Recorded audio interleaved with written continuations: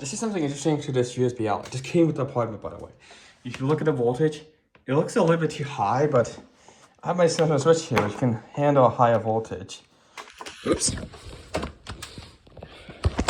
So if I plugged it in, it does take 1 amps, but the voltage is still pretty high. But I think because it's probably resistance of the cable, because some cables have a high resistance, so maybe that's why. But yeah, it's pretty high though. So plug in this meter. It is pretty high. The switch is indeed charging like that. And I'm gonna swap it over to this one here.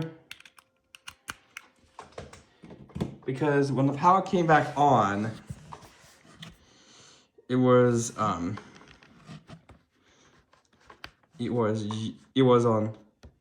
Wednesday that it happened.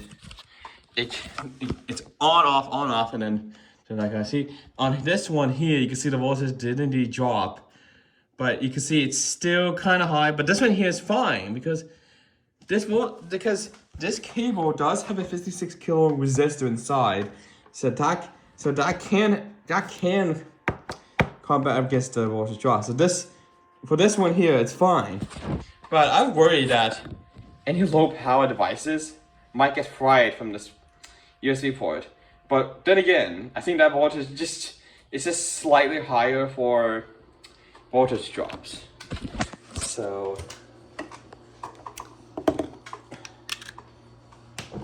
and it could just be my USB meters resistance in the USB port, because these are cheap USB meters.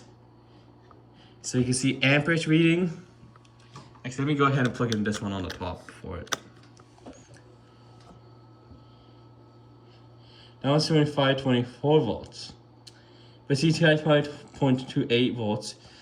It's kind of high, but then again, I think it's just to combat against voltage drops on the cables, because if you don't realize, cheaper cables can have a high resistance through the cable, so that can combat against the voltage drop, which is probably why this USB charger is slightly higher voltage to compensate against that.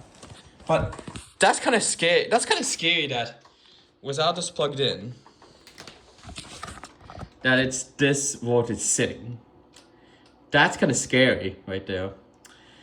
At least my iPad can handle that high voltage, but yeah, that's a little bit too high. But then again, probably just for because there is a bit of resistance in the port here, the ports here, and this might have a huge resistance as well as this meter. They're both actually the same brand.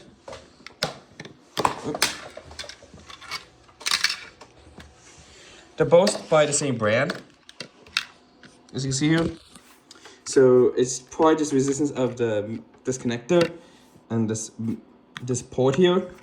So this one, the connector and the port, that could be why it's like that. It's just to combat against the resistance between these connectors, because there's can be a lot of resistance. And you can actually do this and plug it in. So let me get the cable again. Whoops. Didn't mean to drop that. But go ahead and plug it in. It's gonna sag because it's like that.